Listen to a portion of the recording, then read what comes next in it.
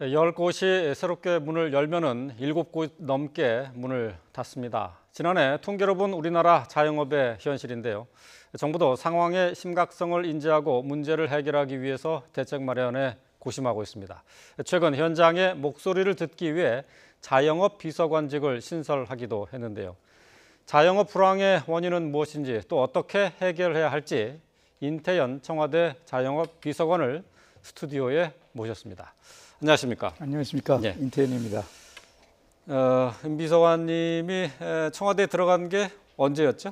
제가 8월 8일 날 들어갔으니까 예. 아직 한 달에서 조금 못 미칩니다. 며칠 더 지나야지 한 달이 되겠군요. 예, 한 2, 3일 지나야 됩니다. 예, 한 달 어떻게 보내셨습니까? 하루가 한 달처럼 굉장히 무거웠습니다. 그 기간 예. 동안 우리 중소상인 자영업자들 많이 만나봤고요. 예. 그분들 어렵게 있는 상황들 저도 자영업자였지만 한 번 더 다른 처지에서 이제 또 듣게 됐고요. 예. 또 그분들 의견을 잘 전달하기 위해서 또 정부 부처에 있는 예. 주요한 분들을 많이 만나면서 한 달을 보냈습니다. 예. 자영업 비서관으로 임명이 됐을 때 화제였습니다. 예. 청와대에 처음 그 자리가 만들어졌었던 것은 또 물론이고 실제로 이불도 팔아보시고 또 도자기, 그러니까 그릇도 참 예. 팔아보셨죠. 예. 저는 장사 한 30년 했습니다. 해서 이불 장사, 예. 그릇 장사, 식당, 의류까지 다양한 업종들을 30년 동안 해왔습니다. 예. 지금 그 장사는 어떻게 지금 접었나요? 예, 저는 개인적으로는 이제 관여를 안 하고요. 예. 저희 아내 되는 사람이 하고 있습니다. 가족이 계속 하고 있는 거네요? 예. 그렇군요. 그러면 어쨌든 자영업 관련해서는 그 누구보다도 그 어려움과 현실적인 문제를 잘 알고 계실 것 같은데 그렇죠. 지금 자영업자들이 겪고 있는 이 경제적인 어려움 원인을 지금 어떻게 보고 계세요? 다양한 원인이 있겠지만 제일 어려운 것은 장사가 안 되는 것. 이게 제일 큰 어려움입니다. 예. 그래서 장사가 안 되는 원인도 근데 장사가 잘 된 적이 있나요? 장사가 잘 된 적도 있었죠. 그래요? 예, 그럼요. 제가 30년... 항상 보면은 장사가 안 된다는 얘기만 들리지 잘 된다는 얘기는 들은 적이 별로 없는 것 같아서 그래요. 그래도 이제 장사가 안 된다고 하더라도 네. 과거보다 안 된다는 것하고 절대적으로 장사가 안 돼서 이 빚더미 위에 올라앉은 이런 형국은 최근 10년 동안 굉장히 극심해졌죠. 일단 기본적으로 경기가 좋지 않다. 예, 경기가 좋지 않은 원인도 하나 있고 예. 또는 그 시장 과잉의 원인도 있고 또 경비 자체가 너무 많이 드는 이런 구조적인 환경도 있고요. 예. 그런 것이 다 복합돼 가지고 장사하기가 굉장히 어려운 그런 환경이 돼 버렸죠. 예. 처음에 청와대로부터 비서관 자리를 제안 받으셨을 때 그때 어떤 느낌으로 제안을 수락하셨는지 어떤 느낌을 받으셨는지 그것도 궁금한데요. 예, 일단은 제가 그런 정부의 일 그리고 자영업자 전체 전반에 관한 일을 과연 해낼 수 있을까 하는 마음이었고 진짜 어깨에 무슨 태산이 올라탄 것 같은 어려운 마음이었는데요. 그래도 중소상인들을 위해서 이렇게 자영업자 운동을 한 10여 년 이상 해왔는데 이제 이것도 하나의 지나가야 되는 숙명인가 보다 하는 마음으로 받아들였죠. 예.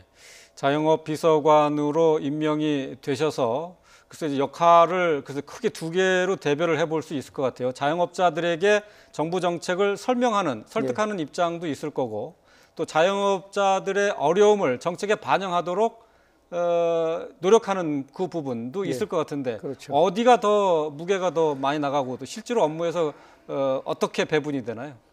정부에 계신 분들이 들을 때는 어떻게 생각할지 모르지만 제가 아직 한 달이 안 됐기 때문에 아직도 자영업자 쪽에 마음이 더 많이 가 있죠. 그래서 자영업자들의 어려움이라든가 이런 것들을 어떻게 하면은 우리 정부와 대통령께서 이것을 현장감 있게 이렇게 정보를 전달할 수 있을까?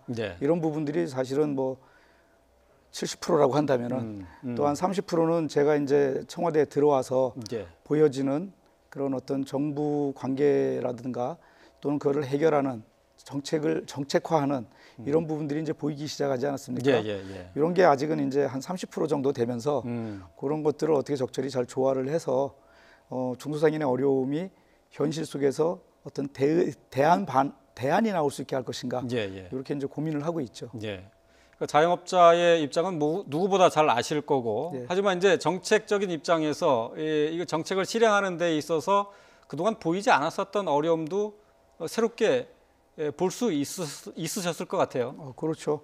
왜냐하면 이제 정부에서는 그 예산이라든가 정책에 있어서 전체적인 균형을 잡아야 되기 때문에 예. 어느 한쪽만 가지고 일을 진행할 수는 없잖아요. 그러다 보면은 우리 자영업자들 같은 경우에는 당장 우리가 원하는 바를 어떤 예산이라든가 정책에서 100% 반영해 주길 원하지만 또 상대가 있기 때문에, 또 특히 우리 문제는 또 노동자들이라는 상대가 있기 때문에 이 부분과 균형을 맞추는 데 있어 가지고 얼마나 이게 균형 있게 할 수 있느냐 하는 것들을 이제 저도 보는 입장이 된 거죠. 예. 자, 이 우리나라 자영업자 비중이 좀 세계적으로 높습니다. OECD 뭐 다른 국가와 비교해도 상당히 높은 수준이죠. 우리나라 전체 자영업자 비중 지금 어떻게 나타나 있죠? 일단 뭐 이 2018년도 이제 통계청 자료에 의하면은 예. 그 자영업자가 560만 명으로 지금 잡힙니다. 560만 명이요. 근데 거기 이제 가족들 중에 월급을 못 받으면서 이 자영업자로 노동을 하는 계시는 분들이 있어요. 그분들도 한 117만 명 되니까 일단은 700만 명 정도가 자영업에 종사하고 있고요.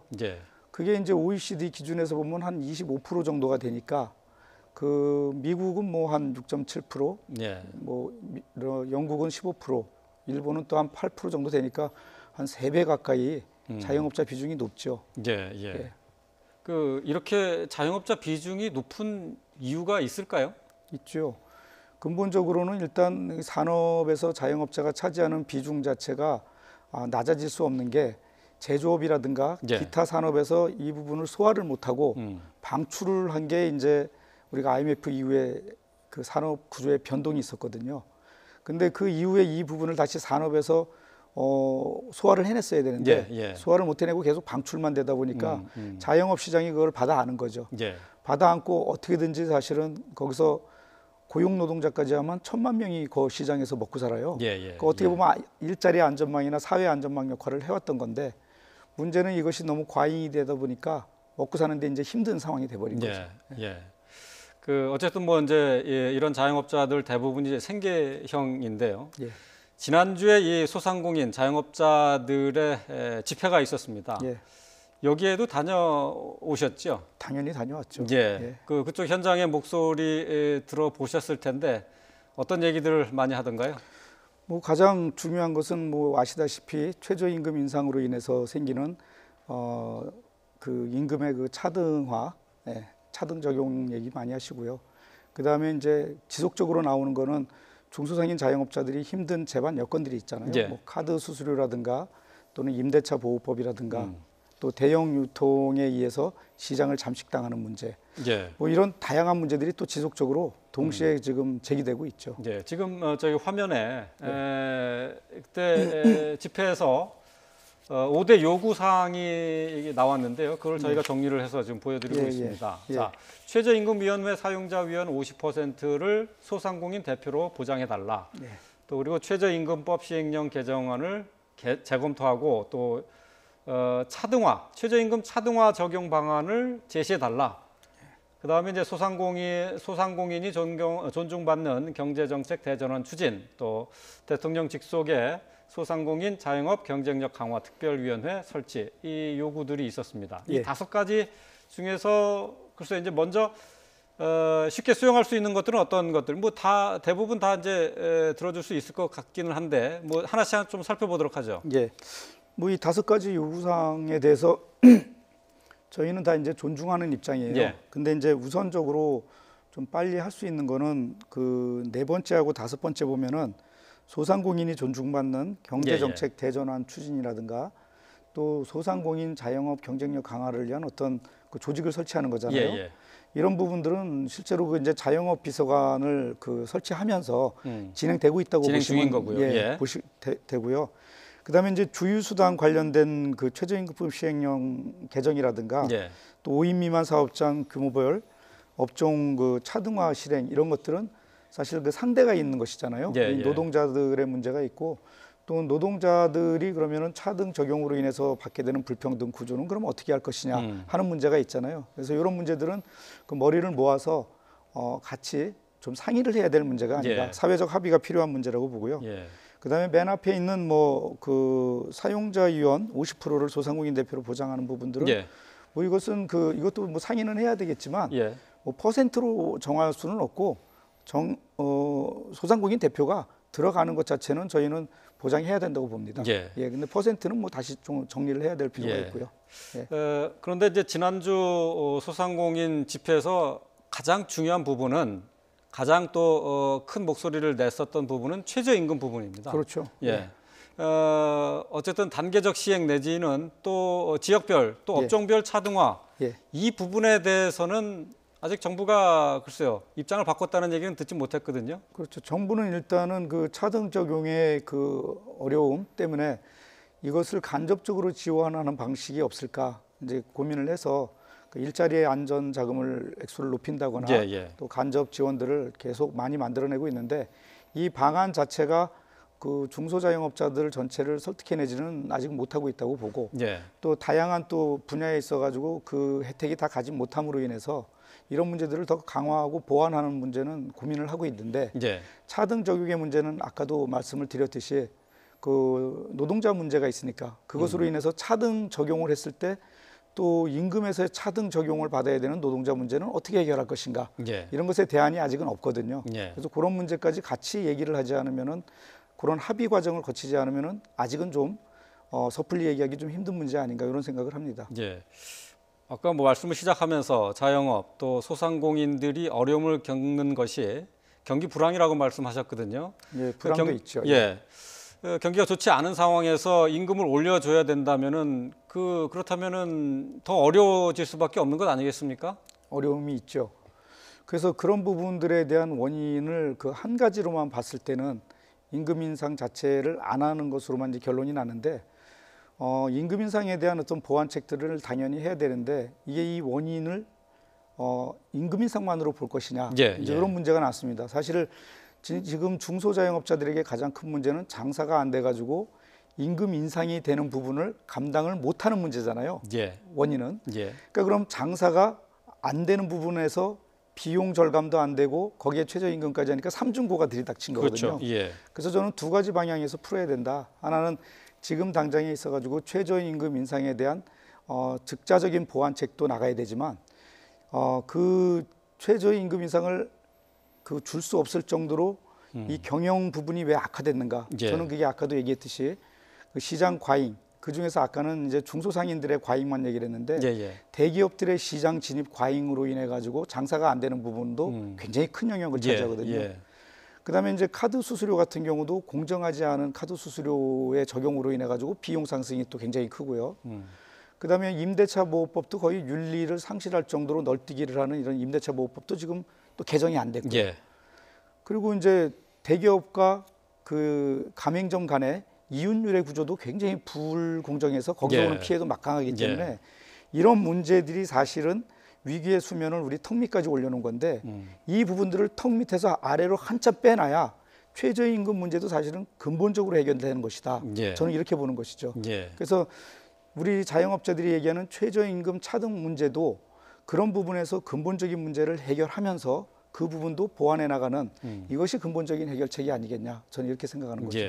말씀 가운데 중소기업들, 그러니까 지금 이제 소상공인이나 자영업자들 중심으로 해서 이제 대기업과의 경쟁에서 손해를 보는 부분, 또 골목 상권까지 침식 당하는 부분을 말씀하셨는데 그렇다면 이 부분에서 어떤 해결책을 지금 고민하고 계십니까? 저는 이제 두 가지로 좀 했으면 좋겠는데요. 한편으로는 어떤 법적인 그 불공정에 대한 법적인 것들을 빨리 좀 법제화를 해서 더 이상 그 약한 중소상인 자영업자의 시장이 좀 붕괴되지 않게 좀 보호해야 되는 거 아니냐. 그리고 불공정한 이윤율도 개선해야 되는 거 아니냐. 이게 이제 법적인 것들을 개선해서 해야 되는 측면이라고 본다면은 또 대기업한테도 하나 요구하고 싶은 게 우리가 이제 중소자영업자 시장에서 일하고 있는 1,000만 명의 그 일꾼들과 가족들 2,000만, 2,500만 명까지 합하면 이들이 사실은 소비자거든요. 이들이 붕괴되면 소비 시장이 붕괴되는 것이기 때문에 그리고 이분들이 소비를 자영업자들과 자영업자의 가족들이라고 해서 자영업 시장에서만 소비를 하지 않아요. 사실은 대형마트나 백화점이나 이런 대형 유통들을 많이 활용을 해요. 한 7, 80%가 활용을 해요. 그래서 이분들이 무너지면 사실은 대기업 유통망도 무너질 수가 있다. 따라서 이분들을 지켜주는 것은 대기업도 공생할 수 있는 소비자들을 살려놓는 것이다. 자영업자를 살리는 것은. 그래서 이런 공생의 개념을 좀 대형 그 유통 기업들이 좀 다시 바라봐서 예. 시장의 독점화를 어느 정도에서 좀 중단하는 이런 노력을 했으면 좋겠다. 예. 뭐 이 두 가지가 같이 진행됐으면 좋겠습니다. 아, 그래요. 예. 그러면은 특정 업종에 대해서 그러니까 이제 골목형 상권 예. 그런 것들이 생계형 업종들이 있지 않습니까? 예, 이런 예. 것들을 지정을 해서 규제를 해서 예. 보호할 생각도 갖고 계신가요?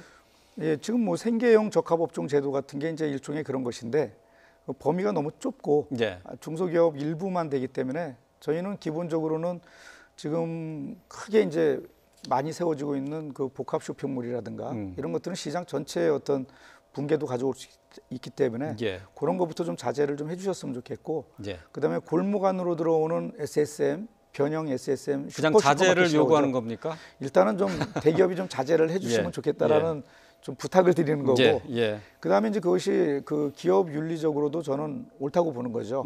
그 어떤 상생과 순환을 위해서. 근데 그런 예. 것들이 기업이 독과점적인 어떤 욕심 때문에 이런 그 공생의 부분을 용납하지 않으면은 예. 법적인 예. 부분을 강화해서라도 그 중소자영업 시장을 좀 보호하는 게 옳지 않겠냐. 이게 이제 제 생각입니다. 예, 알겠습니다. 자, 소상공인과 자영업자의 어려움을 누구보다 잘 알고 있기 때문에 아무래도 기대가 높은데 이제 한 달밖에 안 됐기 때문에 예. 앞으로 더 예. 많은 활약을 좀 기대하도록 하겠습니다. 자, 오늘 나오셔서 고맙습니다. 예. 감사합니다. 감사합니다.